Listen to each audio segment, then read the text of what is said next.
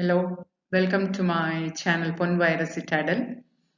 I am Nalini Rajagovindan.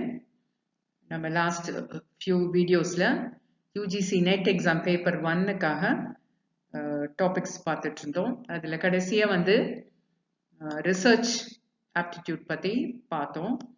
Last videosல various types of researchனா என்ன, types of research அதை பத்தி எல்லாம் பார்த்தோம். இந்த வீடியோல நம்ம ஒரு முக்கியமான ஒரு topic, interesting and important topic, variables பத்தி பார்க்க போறோம். ஏன் இம்பார்ட்டன்ட்னா, இந்த வேரியபிள்ஸ் தெரியாம யாராலையும் எந்த ரிசர்ச்சும் பண்ண முடியாது. ஸோ நம்ம வேரியபிள்ஸ் வச்சுதான் ரிசர்ச் பண்ண முடியும். ஸோ இது கண்டிப்பா இதை பத்தி தெரிஞ்சாகணும். வேரியபிள்ஸ்னா என்ன, what are the different types of variables என்னென்ன இருக்கு, எப்படி அதை ஐடென்டிஃபை பண்றது, என்னென்ன வேரியபிள்ஸை எந்த மாதிரி ரிசர்ச்ல யூஸ் பண்ண முடியும் அப்படிங்கறதெல்லாம் இந்த வீடியோல பார்க்க போறோம். அண்ட் இந்த கான்செப்ட், வேரியபிள்ஸ் பத்திய கான்செப்ட் உங்களுக்கு கிளியரா தெரியணுங்கிறதுக்காக இந்த எண்ட் ஆஃப் த வீடியோ ஷோல நான் சில அசைன்மெண்ட், சில கொஸ்டின்ஸ் கொடுத்துருக்கேன். ஸோ அதை வந்து தவறாம நீங்க ஸ்கிப் பண்ணாம அதை அந்த அசைன்மெண்ட், அந்த கொஸ்டின்ஸ்க்கு ஆன்சர் பண்ணுங்க. என்னோட எக்ஸ்பிளனேஷனை கேட்காம முதல்ல நீங்களே ட்ரை பண்ணி ஆன்சர் பண்ணுங்க. அதுக்கப்புறம் என்னோட எக்ஸ்பிளனேஷனை கேட்டு அதை சரியான செக் பண்ணுங்க. ஓகே, வேரியபிள்னா என்ன? வேரியபிள்னா ஒரு ட்ரெய்ட், பண்பு, குணாதிசயம் அப்படின்னு சொல்றோம். அண்ட் அதுக்கு ஒரு அளவும் இருக்கணும், அளக்க முடியறதா இருக்கணும். அதை நம்மளால அளக்க முடியணும். ஸோ பேசிக்கா எது வேணாலும் வேரியபிளா இருக்க முடியும், எது வேணாலும் நம்ம வேரியபிளா எடுத்துக்கலாம். பட் ஆனால் ரெண்டு கண்டிஷன் இருக்கணும். என்ன கண்டிஷன்ஸ்? ஒரு குணத்தை நம்ம வேரியபிளா ரிசர்ச்ல எடுத்து படிக்கிறோம்னா அதுக்கு ரெண்டு பண்புகள் இருக்கணும். என்னன்னா, ஒன்று வந்து அது மாறிக்கிட்டே இருக்கணும், அதோட வேல்யூ வந்து மாறிக்கிட்டே இருக்கணும், கான்ஸ்டண்டா இருக்கக்கூடாது. ரெண்டாவது கேரக்டரிஸ்டிக், ரெண்டாவது கண்டிஷன், வேரியபிள்னு அதை சொல்றதுக்கு ரெண்டாவது கண்டிஷன் என்னன்னா, அதை வந்து அளக்க முடியணும். ஸோ அப்பதான் அது வேரியபிளா இருக்கணும். ஸோ எது வேணாலும் வேரியபிளா இருக்கலாம். ஒரு பர்சன், பீப்புள் வேரியபிளா இருக்கலாம், இல்லை சம் ஆப்ஜெக்ட்ஸ். இப்போ உங்க வீட்டில் இருக்கிற objects, pen, pencil, notebooks, lights, number of lights, number of எது வேணாலும் வேரியபிளா இருக்கலாம். அது மாறிட்டு இருக்கும். இப்போ உங்க வீட்டில் 7 லைட் இருக்கும், அடுத்தவங்க வீட்டில் 8 லைட் இருக்கும். ஸோ இட் வேரிஸ் அண்ட் நம்ம மெஷர் பண்ண முடியும், 7, 8ன்னு குவான்டிஃபை பண்ண முடியும். ஸோ அது வேரியபிள்.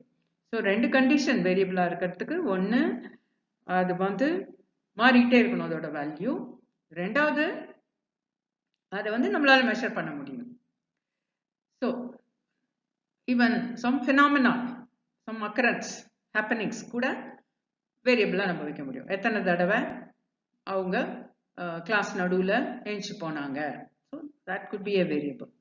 ஸோ ஏன்னா மாறும், நான் எழுந்து போனது 4 தடவை, இன்னொரு டீச்சர் எழுந்து போனது 5 தடவை, அண்ட் மெஷர் பண்ண முடியும். ஸோ அது கூட ஒரு வேரியபிளா வச்சு, ஸோ நம்ம ரிசர்ச்சுக்கு ஏற்றபடி அந்த வேரியபிளை டிஃபைன் பண்ணிக்க முடியும். And some of the variables வந்து குவாலிட்டேட்டிவ் வேரியபிள்னு சொல்றோம், பண்புகளை குறிக்கிறது. இப்போ சில சமயம் நம்ம வந்து ஒரு இதை பார்த்துட்டு அழகா இருக்காங்கன்னு சொல்றோம். எவ்வளவு அழகு? ஒருத்தவங்க சொல்லுவாங்க சுமாரா இருக்காங்க, இன்னொருத்தவங்க சொல்லுவாங்க நல்லா இருக்காங்க, இன்னொருத்தவங்க சொல்லுவாங்க ரொம்ப நல்லா இருக்காங்க. ஸோ இந்த நல்லது, அழகு, சுமார், மிக நல்லது, இதெல்லாமே வந்து குவாலிட்டேட்டிவ் வேரியபிள். ஸோ அது வந்து எப்போ வேரியபிள்னு இது பண்ண முடியும், எப்படி மெஷர் பண்ணலாம்னா, அதுக்கு நம்பர் கொடுக்கறது, கிரேடு கொடுக்கறது. ஸோ 1 நல்லான்னா 1, மிக நல்லதுன்னா 2. ஸோ ஸ்கோர் கொடுத்து அதையும் நம்மளால குவான்டிஃபை பண்ண முடிஞ்சா அதுவும் வேரியபிள் ஆகிடும். ஸோ மாறிட்டே இருக்குது ஒப்பீனியன்ஸ், அண்ட் அதை குவான்டிஃபையும் பண்ண முடிஞ்சாதான் அது வேரியபிள் ஆகும். அப்போதான் ரிசர்ச் பண்ண முடியும். இப்போ ஏஜ்ங்கிறது ஒரு வேரியபிள். ஸோ 10 பசங்க எடுக்கிறோம்னு வச்சுங்க. ஸோ இந்த ஏஜ் ஒரே ஏஜ் கிடையாது, 10 பேருக்கும் மாறி இருக்கும். ஒருத்தவங்க 7 வயசு, ஒருத்தவங்க 8 வயசு, 10 வயசு, ஈவன் 10 வயசு, 10 வருஷம், 8 மாசம் அப்படி கூட இருக்கலாம். So it is a variable. Age is a variable because it varies and it can be measured. And another example for variable is your height. So நம்ம ஹைட், ஸோ அதே 10 ஸ்டூடெண்ட்ஸ் இல்லை வேற ஸ்டூடெண்ட்ஸோட ஹைட் பார்க்குறோம். ஸோ அந்த height வந்து ஒருத்தர் ஹைட்டே இன்னொருத்தவங்களுக்கு இருக்காது. ஒருத்தவங்க 4 feet and 7 inches, மொத்தம் 5 feet and 2 inches. So it varies and it is measurable. So இதெல்லாம் வந்து variable. So ரெண்டு condition ரொம்ப முக்கியம். மாறிக்கிட்டே இருக்கணும் வேரியபிள்னா. அடுத்தது அதை மெஷர் பண்ண முடியறதா இருக்கணும். அப்பதான் அது வேரியபிளா நம்ம சொல்ல முடியும். ஸோ இதுக்கு என்ன ஆப்போசிட்? கான்ஸ்டன்ட்னு சொல்றோம். கான்ஸ்டன்ட்ங்கிறது வந்து ஃபிக்ஸட் வேல்யூ. ஃபார் எக்ஸாம்பிள் ஒரு வேல்யூ பை, மேத்தமேட்டிக்ஸ்ல பை ஃபார்முலால பை யூஸ் பண்றோம். பைங்கிறது 22/7. அதோட வேல்யூ வந்து 3.14. ஸோ இது வந்து கான்ஸ்டன்ட், மாறாது. So that is a constant. But variable is the one which changes.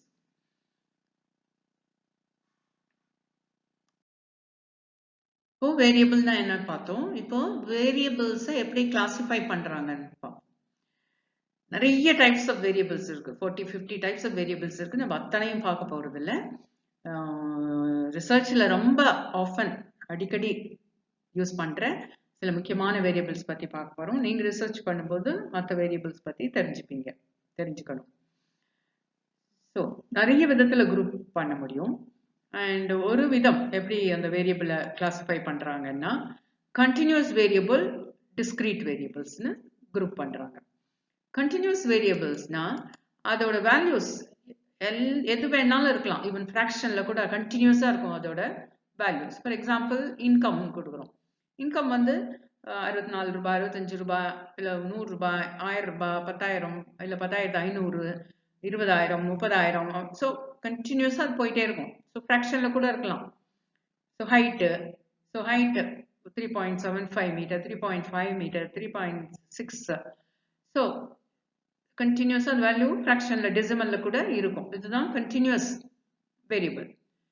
On the other hand, discrete variables na it will have only fixed value. For example, number of children in a family அப்படினு சொல்லுங்க. இது ஒரு variable.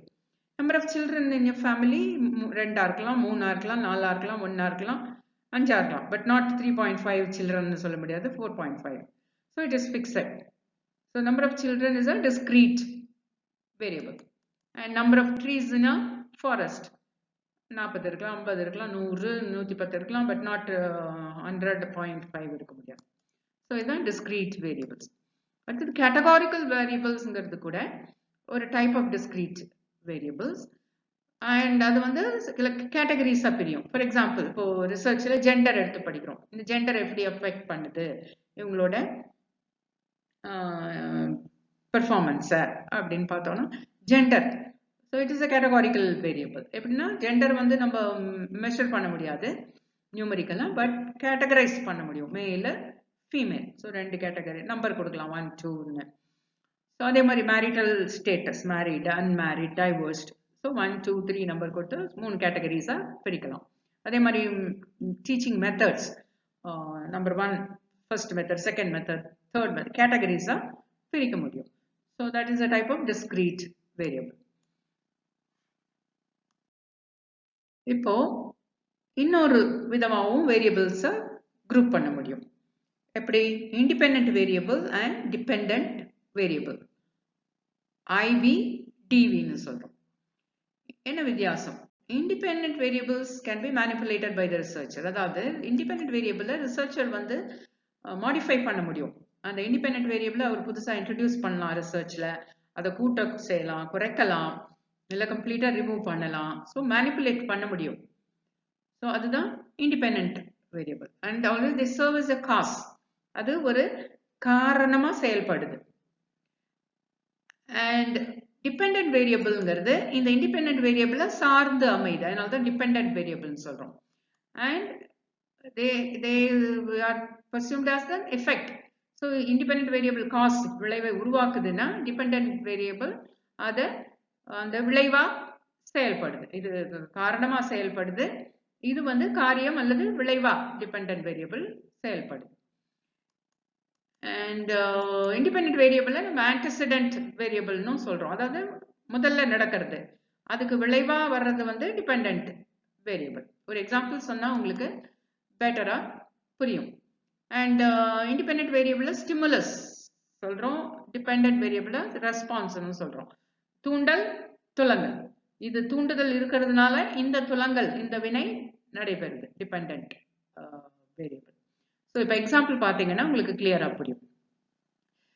என்ன எக்ஸாம்பிள்னா, take for example ஒரு study பண்றோம், ஒரு research பண்றோம், where students performance is compared with their IQ level, motivation level, parents involvement and time spent on study. So இந்த மாதிரி 4-5 ஃபேக்டர்ஸ் இது எல்லாமே இண்டிபெண்ட் வேரியபிள். எது? ஸ்டூடெண்ட்ஸோட ஐக்யூ லெவலும் பெர்ஃபார்மன்ஸ்க்கும் என்ன சம்பந்தம். ஸோ இதில் வந்து ஐக்யூ லெவலுங்கிறது இண்டிபெண்ட் வேரியபிள். ஸோ இந்த ரிசர்ச்சர் எப்படி மேனிப்புலேட் பண்ண முடியும்? நிறைய ஐக்யூ இருக்கிறவங்க ஸ்டூடெண்ட்ஸ் எடுத்துக்க முடியும், குறைச்ச ஐக்யூ ஸ்டூடெண்ட்ஸ் இருக்கிறவங்கள எடுக்க முடியும், இல்லை மீடியம் ஆவரேஜ் ஐக்யூ இருக்கிறவங்கள ரிசர்ச்சுக்கு எடுக்க முடியும். இதுதான் நம்ம என்ன சொல்கிறோம், மேனிப்புலேட் பண்ணுறது. அதே மாதிரி motivation level of the students. So இதுவும் இண்டிபெண்ட் வேரியபிள். இதையும் ரிசர்ச்சர் வந்து மேனிப்புலேட் பண்ண முடியும். எப்படி? ஹைலி மோட்டிவேட்டட் ஸ்டூடெண்ட்ஸை ஸ்டடியில் இன்க்ளூட் பண்ணலாம், இல்லது லெஸ் மோட்டிவேட்டட் ஸ்டூடெண்ட்ஸ் இன்ட்ரெஸ்டே இல்லாதவங்கள செலக்ட் பண்ணலாம். ஸோ இது independent variable. And parents involvement, ஸ்டடியில் அக்கறை எடுத்து வந்து டீச்சர்ஸை மீட் பண்ணி பையன் எப்படி படிக்கிறான் டெய்லி பார்த்து ஹோம்ஒர்க்கு சேர்த்து ஹெல்ப் பண்ணுறது, இதுதான் பேரண்ட்ஸ் இன்வால்வ்மெண்ட். ஸோ இது அதிகமாக இருக்கிறவங்கள ரிசர்ச்சர் இன்க்ளூட் பண்ணலாம், இல்லை கம்மியாக இருக்கிறவங்கள பண்ணலாம். So it can B manipulated. So இது எல்லாமே என்னது? Time spend on study. So பையன் வந்து ஒரு நாளைக்கு 4 மணி நேரம் படிக்கிறான், 5 மணி நேரம் படிக்கிறான், 6 மணி நேரம் படிக்கிறான். So it is a variable. So இதை வந்து ரிசர்ச்சர் வந்து மேனிப்புலேட் பண்ண முடியும். அதே ஸ்டூடெண்ட்டை இன்னைக்கு கூட படி, டெய்லி 5 மணி நேரம் படிக்கணும்னு சொல்லி படிக்க வைக்க முடியும். ஸோ இதெல்லாம் வந்து மேனிப்புலேட் பண்ண முடியும். அதனால இது என்ன சொல்றோம்? Independent variable. அண்ட் இது ஒரு காஸா செயல்படுது, காரணமாக செயல்படுது. எதுக்கு? ஸ்டூடெண்ட்ஸோட பெர்ஃபார்மன்ஸ். ஸோ டைம் அதிகமாக ஸ்பெண்ட் பண்ணால் நேச்சுரலி ஸ்டூடெண்ட்ஸோட பெர்ஃபார்மன்ஸ் வந்து அதிகமாக போகுது. ஸோ இங்கே இந்த டைம் ஸ்பெண்ட் ஆன் ஸ்டடிங்கிறது இண்டிபெண்ட் வேரியபிள் ஒரு காஸ், அண்ட் ஸ்டூடெண்ட்ஸ் பெர்ஃபார்மன்ஸ்ங்கிறது dependent variable are the effect.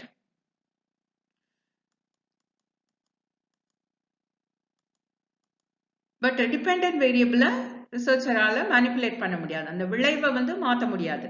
அதை ஒன்லி அவரால் மெஷர் தான் பண்ண முடியும். பட் இண்டிபெண்ட் வேரியபிளை மாற்றி அவரால் கொடுக்க முடியும், கண்ட்ரோல். அவருக்கு இண்டிபெண்ட் வேரியபிளை அவரால் கண்ட்ரோல் பண்ண முடியும்.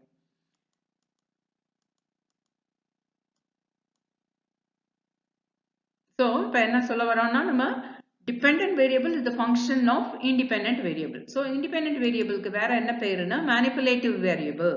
ஏன்னா ரிசர்ச்சரால மேனிப்புலேட் பண்ண முடியுது. மேனிப்புலேட்டிவ் வேரியபிள் ட்ரீட்மெண்ட் வேரியபிள்னு சொல்றோம். ஏன் ட்ரீட்மெண்ட்னா, ரிசர்ச் எக்ஸ்பெரிமெண்ட் பண்ணும்பொழுது, எக்ஸ்பெரிமெண்டல் ரிசர்ச்ல ரிசர்ச்சர் எக்ஸ்பெரிமெண்ட் பண்ணும்பொழுது இந்த இண்டிபெண்டன்ட் வேரியபிளை ட்ரீட்மெண்ட்டாக கொடுப்பாங்க. சப்போஸ் சில ட்ரீட்மெண்ட்னா it could be anything, medical ட்ரீட்மெண்ட்டாகவும் இருக்கலாம், இல்லை other treatment, something which is given to some set of students.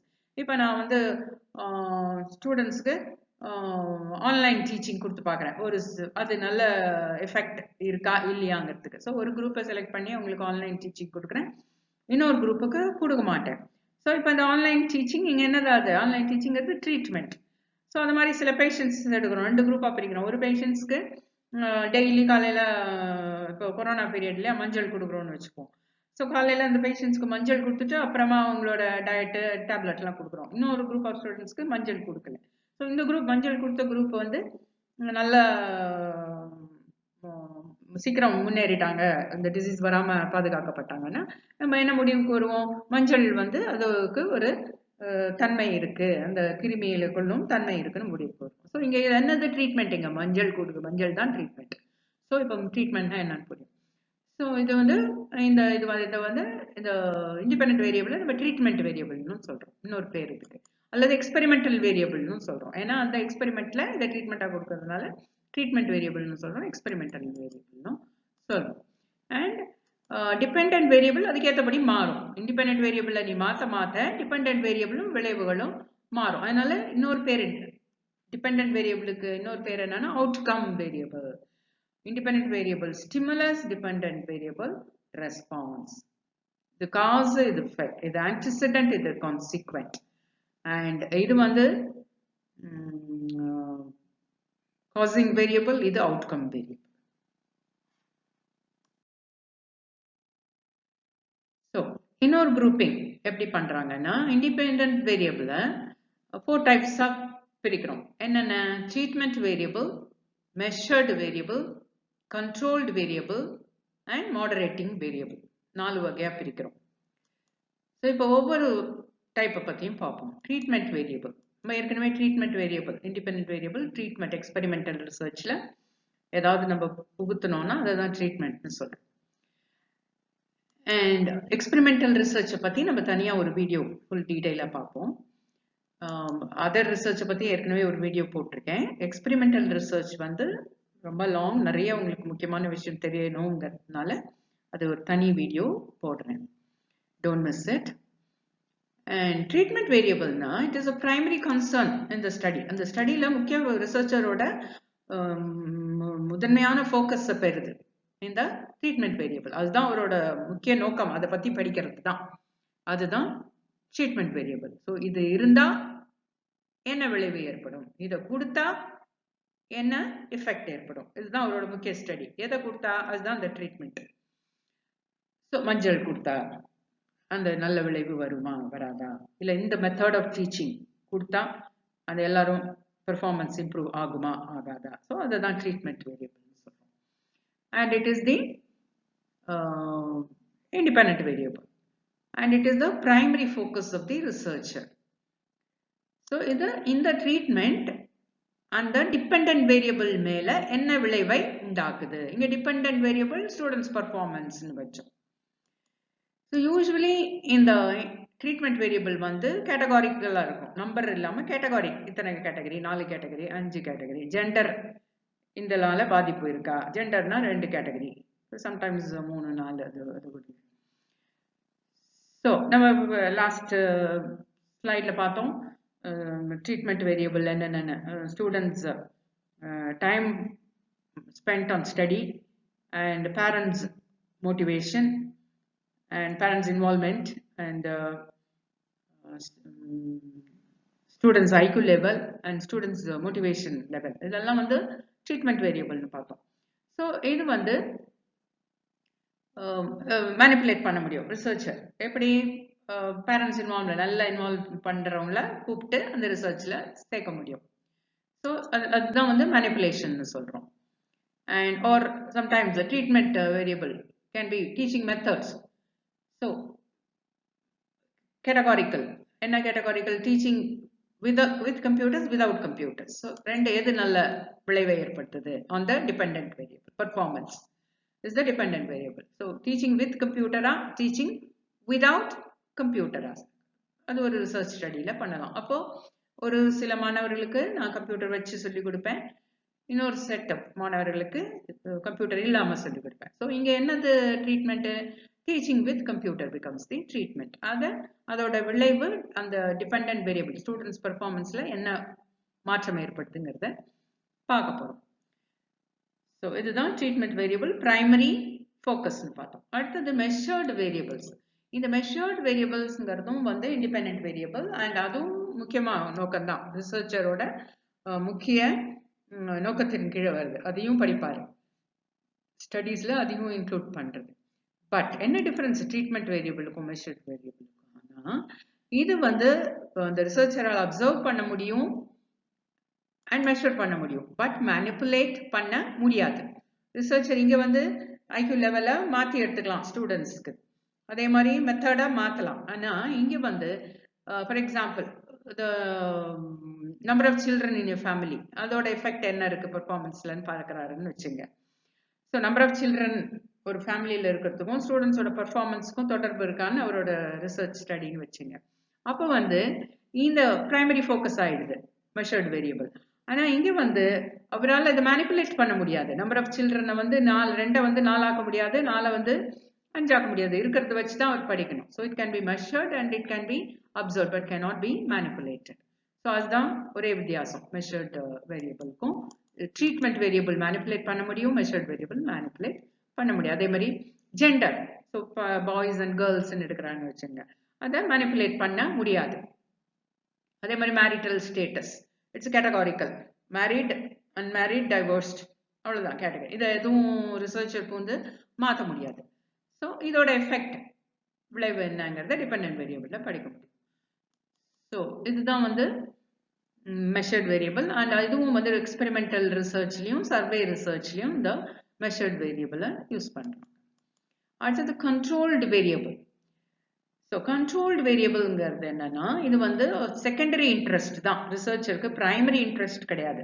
இப்போ முதல்ல இதுல பார்த்தோம் அந்த ஐக்யூ லெவல் ஆஃப் த ஸ்டூடெண்ட்ஸோட பெர்ஃபார்மன்ஸ்ல என்ன விளைவை ஏற்படுத்துதுங்கிறது பிரைமரி இன்ட்ரெஸ்ட். அதனால தான் அந்த ட்ரீட்மெண்ட் வேரியபிள்னு சொன்னோம். அதிலே வந்து ஜெண்டரையும் பாய்ஸ் கேர்ள்ஸ் ஜெண்டரை பிரித்து பார்த்தா அதை வந்து மெஷர்ட் வேரியபிள்னு சொன்னோம்.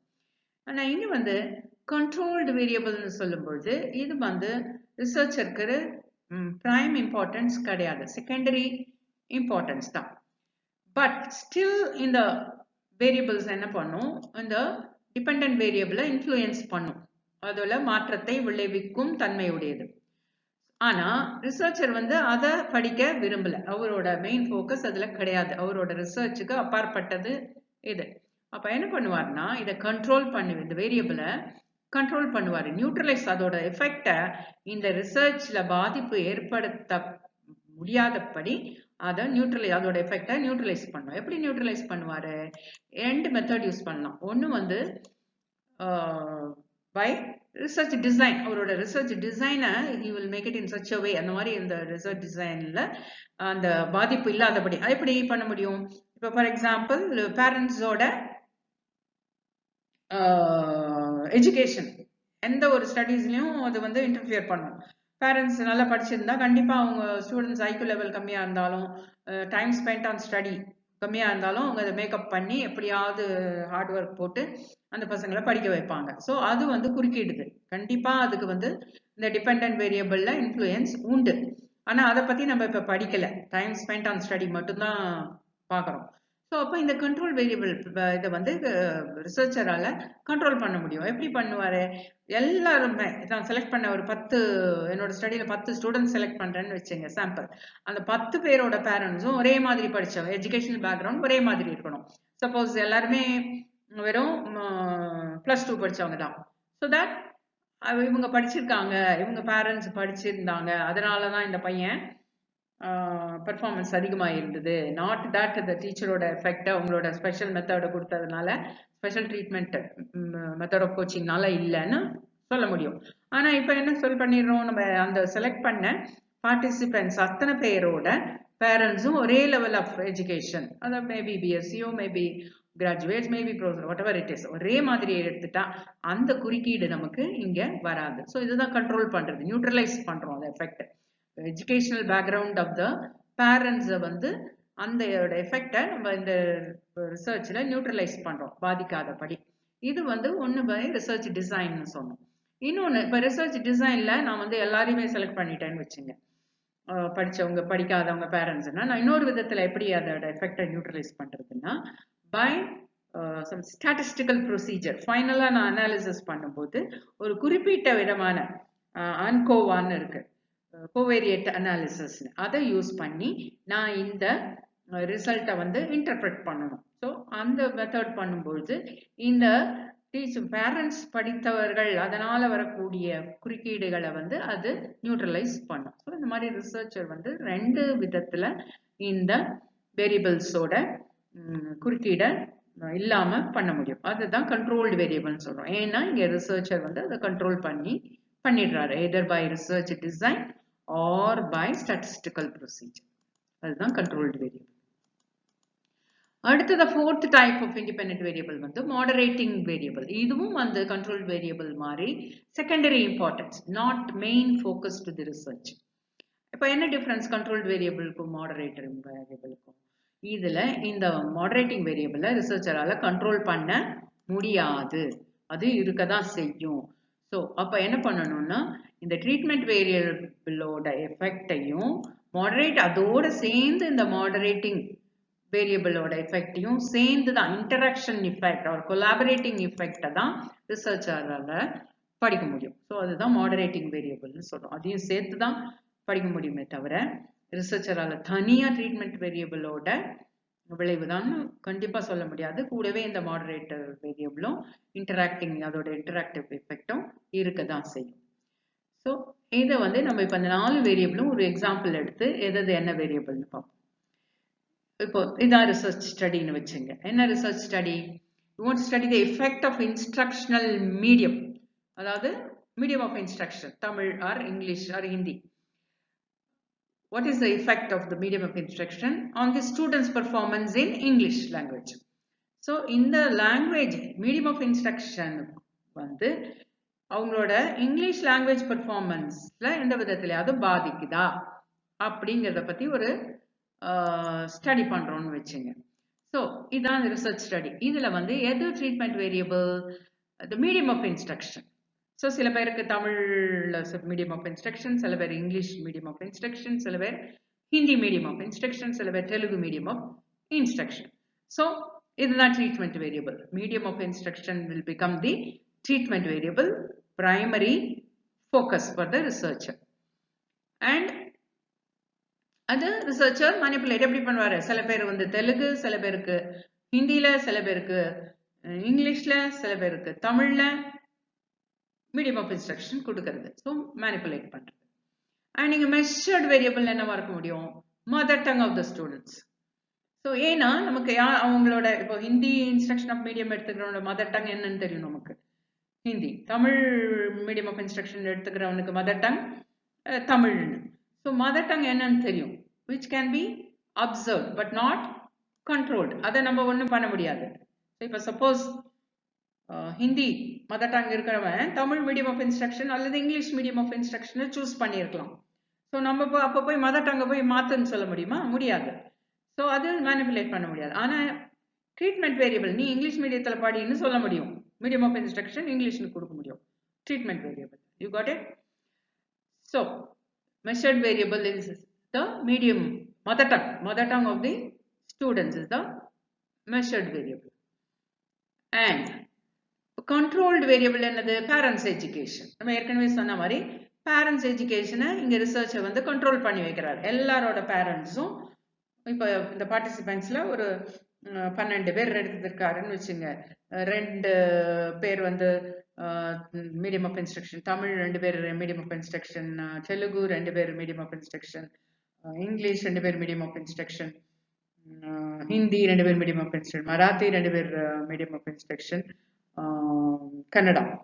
ஸோ இதுல வந்து எல்லாரோட பேரண்ட்ஸ், இந்த 12 பேரோட பேரண்ட்ஸும் கிராஜுவேட்ஸ். ஸோ இப்போ என்ன ஆயிடுது? பேரண்ட்ஸ் எஜுகேஷன் வந்து கண்ட்ரோல்டு வேரியபிள் ஆயிடுச்சு. ஸோ பேரண்ட்ஸோட எஜுகேஷன்னால தான் இவங்களோட பர்ஃபார்மன்ஸ் இன் இங்கிலீஷ் நல்லா இருந்ததுன்னு இப்போ நம்மளால சொல்ல முடியாது. ஸோ கண்ட்ரோல் பண்ணியாச்சு அந்த வேரியபிளை. So parents education is controlled here. அது பேரண்ட்ஸ் எஜுகேஷன் நமக்கு இப்போ பிரைமரி ஃபோக்கஸ் கிடையாது, செகண்டரி ஃபோக்கஸ் தான்.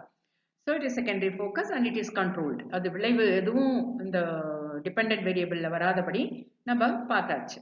அதாவது ஸ்டூடெண்ட்ஸ் பெர்ஃபார்மன்ஸ் இன் இங்கிலீஷ் தான் இப்போ டிபெண்டன்ட் வேரியபிள்.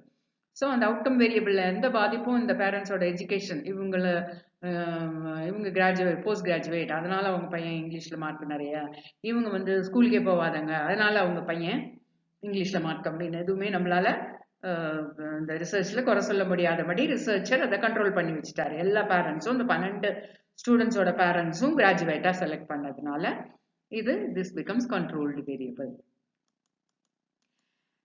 அண்ட் இது எப்படி பண்ணியிருக்கோம்? ரிசர்ச் டிசைன்லேயே பண்ணிடுறாரு. அவர் டிசைன் பண்ணதே அந்த மாதிரி 2 ஸ்டூடெண்ட் பேரண்ட்ஸ் எல்லாருமே வெறும் கிராஜுவேட்ஸ் படிச்சிருக்கணும் ஒரே மாதிரிங்கிறது ரிசர்ச் டிசைன். ஸ்டாட்டிஸ்டிக்கல் ப்ரொசீஜர் எதுவும் யூஸ் பண்ணலை.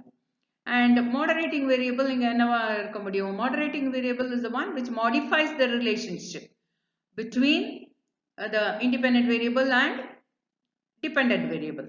It may strengthen. அது வந்து இந்த மாடரேட்டிங் வேரியபிள்ங்கிறது இந்த ஐவிக்கும் இந்த டிவிக்கும் இருக்கிற தொடர்பை வந்து ஒன்று ஸ்ட்ராங் பண்ணும் இல்லை வீக்கன் பண்ணும்.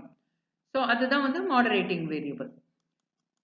ஸோ இங்கே வந்து இந்த எக்ஸாம்பிளில் நம்ம இப்போ பார்த்த எக்ஸாம்பிள் என்னவா மாடரேட்டிங் வேரியபிள் என்னவா இருக்கக்கூடும்? Attitude towards a foreign language. So இப்போ ஆட்டிடியூட், பசங்களுக்கு சில பேருக்கு இங்கிலீஷ்னாலே பிடிக்காது, வெறுப்பு.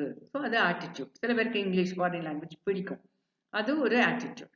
ஸோ இந்த ஆட்டிடியூட் கண்டிப்பாக வந்து பெர்ஃபார்மன்ஸ் இன் இங்கிலீஷை அஃபெக்ட் பண்ணும்.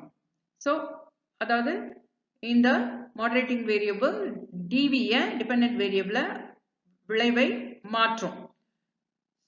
ஸோ இன்ஃப்ளூயன்ஸ் இதுக்கு உண்டு. ஸோ நம்ம ஆனால் இதை வந்து நீக்க முடியாது, அவங்க ஆட்டிடியூடை நம்மளால மாற்ற முடியாது.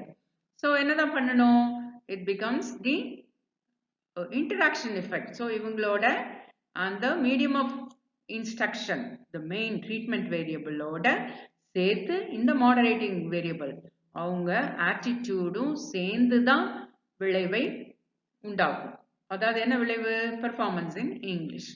ஸோ இது விளைவு மாற்றத்தையும் ஏற்படுத்தும், நல்ல விளைவையும் கொடுக்கும். Attitude towards English foreign language எனக்கு பிடிக்கும் அப்படின்னு இருந்ததுன்னா பெர்ஃபார்மன்ஸ் இன் இங்கிலீஷ் அதிகமாக போகும். இந்த ஸ்டூடெண்ட்ஸோட ஆட்டிடியூட் எனக்கு ஃபாரின் லாங்குவேஜ் அவன் படிப்பான் அப்படின்னு இருந்ததுன்னா அந்த நீங்கள் என்ன மீடியம் ஆஃப் இன்ஸ்ட்ரக்ஷன் கொடுத்தாலும் அங்கே விளைவு வந்து அந்த மாடரேட்டிங் வேரியபிள் போய் அதோட இதை வீக்கன் பண்ணும். இந்த ஸ்ட்ரென்த் பிட்வீன் த ஐவியையும் அந்த டிவியையும் வீக்கன் பண்ணும். ஸோ மாடரேட் இன்டராக்ஷன் எஃபெக்டை தான் நம்மளால படிக்க முடியும், தனி எஃபெக்டை படிக்க முடியும். இதுதான் மாடரேட்டிங் வேரியபிள்.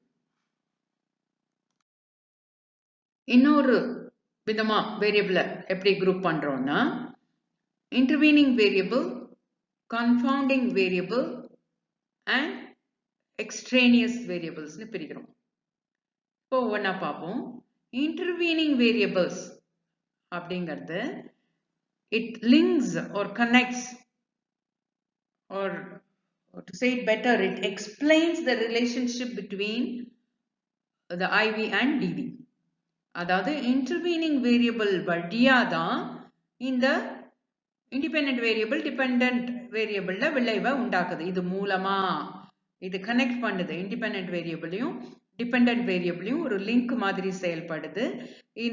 இதன் வழியா தான் இந்த த்ரூ இன்டர்வீனிங் வழியா இந்த மீடியம் வழியா இந்த இண்டிபெண்டன்ட் வேரியபிள் டிபெண்டன்ட் வேரியபிள் மேல பாதிப்பை உண்டாக்குது.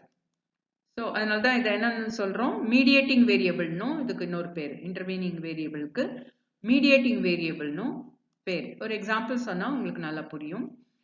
இப்போ ஒரு எக்ஸாம்பிள், இப்போ நம்ம ஒரு ஸ்டடி எடுத்துக்கிறோம். சில ஸ்டூடெண்ட்ஸ் வந்து இங்கிலீஷ்ல மார்க் கம்மியாக எடுக்கிறாங்க. ஸோ அவங்களுக்கு நம்ம என்ன பண்றோம், எக்ஸ்ட்ரா ஹவர்ஸ் கோச்சிங், தனியாக கோச்சிங் கொடுத்தா பெர்ஃபார்மன்ஸ் பண்ணுவாங்களான்னு ஒரு எக்ஸ்பெரிமெண்ட் டெஸ்ட் பண்ணணும், ரிசர்ச் பண்ணணும். டீச்சர் டெய்லி கிளாஸ் ரூமில் டீச்சர் ரிசர்ச் பண்ணிகிட்டே இருக்கணும், எக்ஸ்பெரிமெண்ட் பண்ணிகிட்டே இருந்தால் தான் அவங்களால அவங்க மெத்தட்ஸ் ரிசர்ச் பண்ணணும், அவங்க டைம் ஸ்பெண்ட் ரிசர்ச் பண்ணணும், அவங்க ஸ்டூடெண்ட்ஸோட பெர்ஃபார்மன்ஸை ரிசர்ச் பண்ணணும்.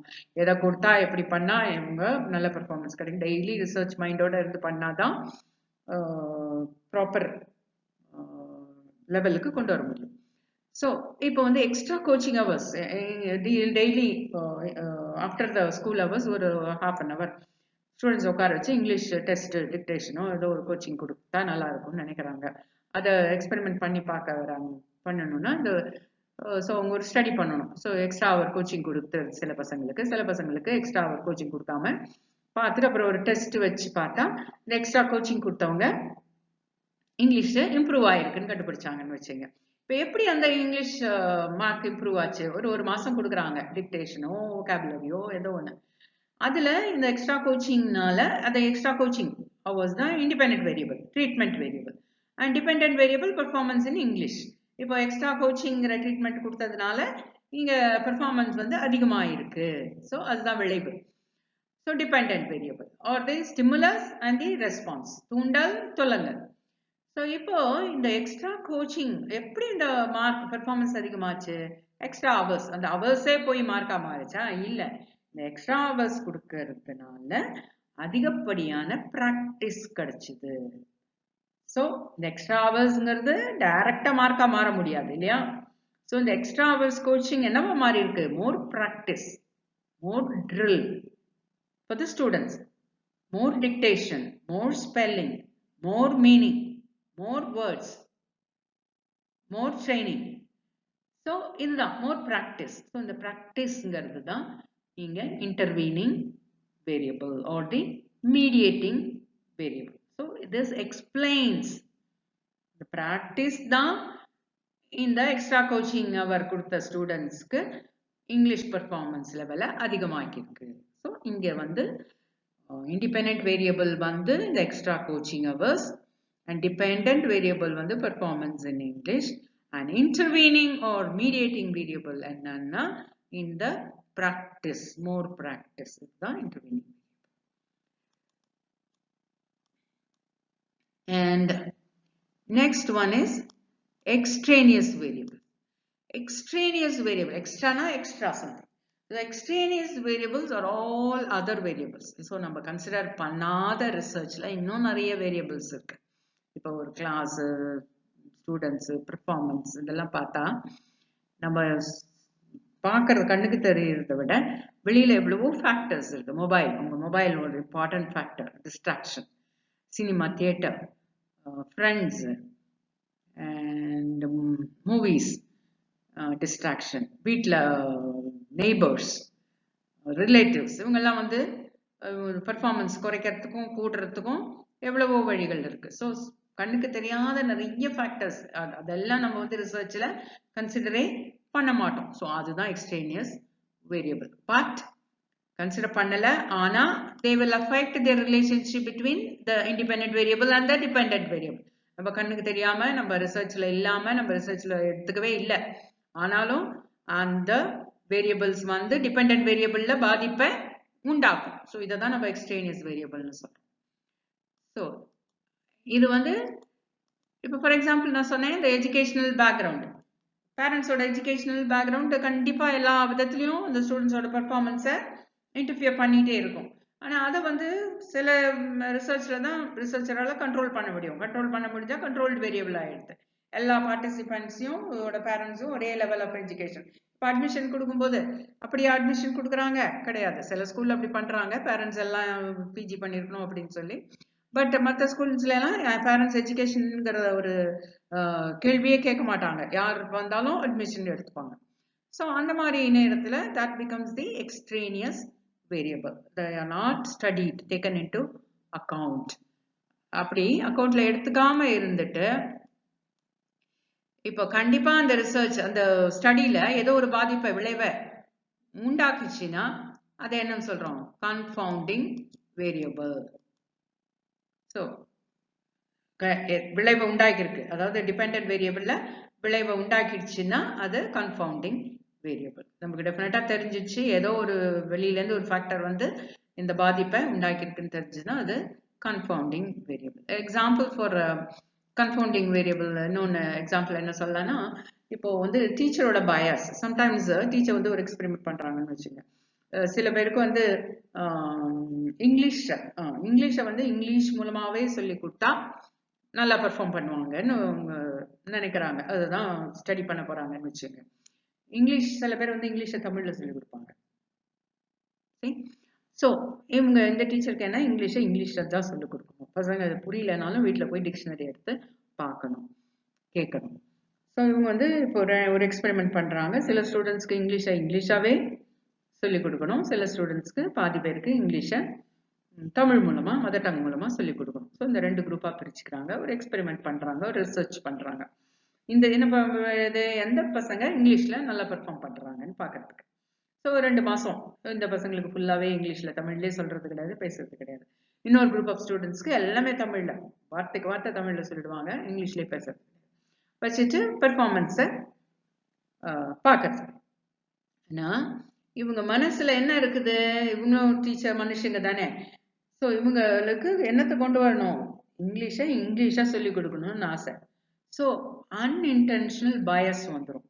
அவங்க இந்த இங்கிலீஷ் மூலமாகவே மட்டுமே சொல்லிக் கொடுக்குறாங்க இல்லையா, அந்த பசங்களுக்கு இன்னும் கொஞ்சம் இன்வால்வ்மெண்ட்டோட இன்னும் கொஞ்சம் மோட்டிவேஷனோட சொல்லி கொடுத்துருவாங்க. ஸோ தெரிஞ்சு செய்ய மாட்டாங்க அதை, ஆனால் அதுதான் அன்இன்டென்ஷனல் பயஸ்ன்னு சொல்லுவோம். பயஸ்னாலே என்னது, பாரபட்சம். ஸோ இவங்க வந்து இந்த ரிசர்ச் பண்ணும்போது இந்த ஸ்டூடெண்ட்ஸ்க்கு இங்கிலீஷ் மூலமாகவே, மீடியம் ஆஃப் இன்ஸ்ட்ரக்ஷன் இங்கிலீஷ் மூலமாகவே இங்கிலீஷை சொல்லிக் கொடுக்குற ஸ்டூடெண்ட்ஸ்க்கு கொஞ்சம் அதிகமாக வேர்ட்ஸோ அதிக நேரமோ அதிக இன்ட்ரெஸ்டோடையோ அதிக எக்ஸாம்பிள்ஸோடையோ சொல்லி கொடுத்துருவாங்க. ஏன்னா அவங்களோட மனசுல இங்கிலீஷ் மூலமாவே சொல்லி கொடுத்தா நல்ல விளைவு ஏற்படுங்கிற எண்ணம் ஏற்கனவே வந்துடுச்சு. ஸோ இந்த அன்இன்டென்ஷனல் பயஸ் என்ன பண்ணும், ஏற்கனவே இவங்க வந்து இந்த ஸ்டூடெண்ட்ஸ்க்கு நல்லா இன்ட்ரெஸ்டோட மோட்டிவேஷனோட சொல்லி கொடுத்தா naturally they are going to perform better in the English language. So இது இந்த ரிசர்ச்சை பாதிக்கும். ஸோ இதை இப்போ என்ன சொல்கிறோம், கன்ஃபவுண்டிங் வேரியபிள். இந்த ரிசர்ச்சில் கன்ஃபவுண்டிங் வேரியபிள் என்ன, இந்த டீச்சரோட unintentional bias towards the English medium of instruction. இதை எப்படி கண்ட்ரோல் பண்ண முடியும் அந்த ரிசர்ச்சர், இந்த டீச்சர் தான் ரிசர்ச்சர். ஸோ இவங்க கான்ஷியஸாக முதல்ல சொல்லும் போதே மனசுக்குள்ள சொல்லிக்கணும், நான் பயஸ்டா இருக்க மாட்டேன், இந்த ஸ்டூடெண்ட்ஸ்க்கு அது எந்த ஒரு அதிகமாகவும் சொல்லிக் கொடுக்க மாட்டேன்னு ஒவ்வொரு நாளும் அவங்க கான்சியன்ஸா இந்த ரெண்டு குரூப்பையும் ஈக்குவலா ட்ரீட் பண்ணாலே ஒழிய இந்த கன்ஃபவுண்டிங் வேரியபிளை கம்ப்ளீட்டா நீக்கிட முடியாது. ஆல்ரைட், நான் ஏற்கனவே சொன்ன மாதிரி இங்க அசைன்மெண்ட் கொடுத்துருக்கேன், 2 கொஸ்டின் இருக்கு. ஸோ நீங்களே ட்ரை பண்ணுங்க, என்னோட ஆன்சர் பின்னாடி வருது, அப்புறமா அதை நீங்கள் பண்ணிட்டு அப்புறம் ஆன்சர் செக் பண்ணுங்க. So the first question is to say true or false. The English speaking ability of 10 students, all of whom have got 10 out of 10 score, is a variable. And the second one is fill in the blanks. Response variable is also known as dash. Do this on your own. See, the first question is say true or false. The English speaking ability of 10 students, all of whom have got 10 out of 10 score, is a variable. So இங்க 10 students இருக்காங்க, உங்களுக்கு வச்ச test என்ன, English speaking ability. அதுல 10 பேரும் 10 out of 10 வாங்கியிருக்காங்க. இது வேரியபிளான்னு கேட்குறோம். இல்ல, false, it is not a variable. ஏன் வேரியபிள்னா 2 கண்டிஷன் இருக்கணும்னு பார்த்தோம். இட் ஷுட் வேரி, அதோட வேல்யூ மாறணும். இங்க எல்லாருமே 10 பேருமே 10 10 out of 10. So it does not change. It does not vary. It's not a variable. So ரெண்டு condition என்ன பார்த்தோம், it should vary and it should be measurable. So இங்க measure பண்றோம் 10 out of 10, but it does not vary. எல்லாருமே 10. So ஒரு பையன் 7, ஒரு பையன் 7.5, ஒரு பையன் 6, ஒரு பையன் 0, ஒரு பையன் 3, ஒரு பையன் 2 out of 10 அந்த இருந்தா, that is a variable. Then English speaking ability will become a variable. But here and the values மாறாததுனால இது it is not a variable. Okay. And the second question, fill in the blanks. Response variable is also known as dependent variable. நம்ம ஏற்கனவே பார்த்தோம், stimulus variable is known as independent variable and response variable is known as dependent variable. So தூண்டல், stimulus, response, துலங்கல், தூண்டல் கேற்றபடி துலங்கல், தூண்டல் treatment variable or independent variable, துலங்கல் the response variable or the dependent variable. So response variable is also known as dependent variable. Okay. See, now the question here is find out the types of variables in the following studies. So 3 studies கொடுத்திருக்கோம், அதுல நீங்க எது என்ன variable னு சொல்லணும். Price and demand. And second study is about working hours and productivity. That is, the relationship between the working hours and productivity is studied. And in the third study, the relationship between attention span and performance level of the students is studied. In the 3 studies, what are the variables that could be used in a solve? Think and tell me.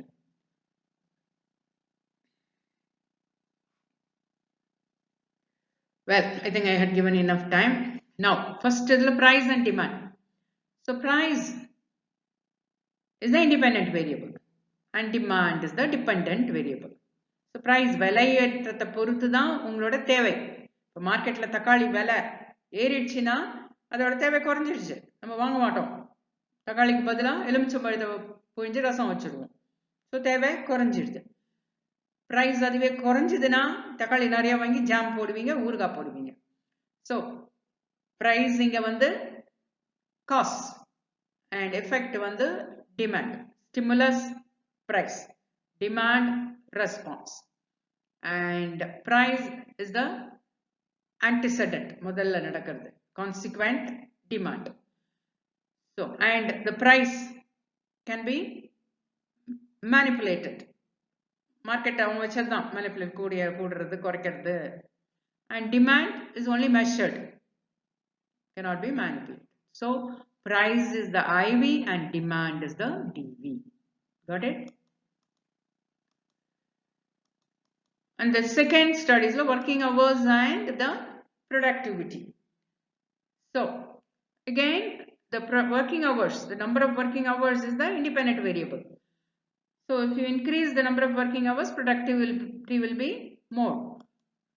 So if you decrease the number of working hours, naturally the level of productivity will go low. So productivity is the effect. So this is response. Working hours is the treatment or the independent variable or the stimulus, and that is the cause, and productivity is the effect. And third one, attention span versus performance level. Attention span of the students in the classroom. The attention span எவ்வளவு தூரம் அவன் கவனிக்கிறான் அப்படிங்கிறதும் அவனோட performance level. Naturally attention அதிகமானா performanceம் நல்லா இருக்க போகுது. So attention spanங்கிறது independent variable and performance levelங்கிறது அதை பொறுத்து அமையறதுனால அந்த attentionஐ பொறுத்து performanceம் மாறுறதுனால performance level இங்க dependent variable. And இங்க வந்து நீங்க extraneous variables என்னென்ன சொல்லலாம், that is not taken into account in this study. என்னென்ன, for example health issue. Suppose அந்த student வந்து attention span ஓட கவனிக்கிறான், ஆனா அவனுக்கு பயங்கர தலைவலி இல்ல வயிற்று வலி, அமைதியா உட்கார்ந்து எப்படி அவனால கவனிக்க முடியும், health issue. So that is the இந்த ஸ்டடிக்குள்ளேயே வரல, ஆனா அது இந்த attention spanக்கும் performance levelக்கும் உள்ள ரிலேஷன்ஷிப்பை கண்டிப்பா பாதிக்குது. attention span அதிகமா இருந்தாலும் அரை மணி நேரம் மூச்சு பிடிச்சிட்டு உட்கார்ந்து இருந்தா கூட attention span கவனிக்கிற மாதிரி உட்கார்ந்துருப்பான் எந்த வித சேஷ்டையும் இல்லாம, but his performance level will be low. Why? Because of the extraneous variable, health issues இல்ல poor teaching. So அரை மணி நேரம் அவன் உட்கார்ந்துருக்கான் கேட்கறான், but teacher is not teaching properly. கண்ணா அப்படின்னா வளர்றாங்க, சம்பந்தம் இல்லாம கத்து சொல்றாங்க. ஸோ அப்ப என்ன ஆகும், அதுவும் இந்த ரிலேஷன்ஷிப்பை பாதிக்கும். இந்த ரிலேஷன்ஷிப் அட்டென்ஷன் ஸ்பேனுக்கும் பெர்ஃபார்மன்ஸ் லெவலுக்கும் உள்ள தொடர்பை பாதிக்க போகுது. Poor teaching and lack of parental support. So இது பையன் ஃபுல்லா அட்டென்ட் பண்ணிட்டு வீட்டில் போய் ஹோம்ஒர்க் பண்ண விட மாட்டேங்கிறாங்க, இன்னைக்கு ஃபுல்லா நீ இந்த வேலையெல்லாம் செய்யணும்னு ஏதோ வேலை கொடுக்குறாங்க. So he will not do it. Performance level low ஆயிடும். இதெல்லாம் வந்து extraneous variables like health issue, poor teaching, lack of parental support. இதெல்லாம் வந்து extraneous variables outside this research studies which may affect the relationship between the attention span and performance level and become the confounding variable. So கண்டிப்பா பாதிப்பு இருக்குன்னா அது confounding variable. வயிற்று வலின்னு சொன்னா கண்டிப்பா அதுக்கு பாதிப்பு இருக்கும், கண்ணை மூடிட்டு சொல்லிடலாம். So it becomes a confounding variable. Okay, is that clear? Okay friends, we have come to the end of the video. So இந்த வீடியோ உங்களுக்கு பிடிச்சிருக்கும் புரிஞ்சிருக்கும்னு நினைக்கிறேன். So please share your opinions in the comment box and don't forget to subscribe to my channel Vaira Citadel. And next video next week release பண்ணுவேன். அதில் வந்து நம்ம வந்து இந்த வேரியபிள்ஸை எப்படி மெஷர் பண்ணுறது, measuring scales used in measuring the variables, அதை பற்றி பார்க்க போகிறோம். Important topic. என்னென்ன ஸ்கேல்ஸ் இருக்குது, அது எந்தெந்த வேரியபிள்ஸ்க்கு எந்தெந்த ஸ்கேல் யூஸ் பண்ணுங்கிறது ரொம்ப ரொம்ப இம்பார்ட்டண்ட். ஸோ அந்த வீடியோ நெக்ஸ்ட் வீக் பப்ளிஷ் பண்ணுவேன். Until then, bye bye.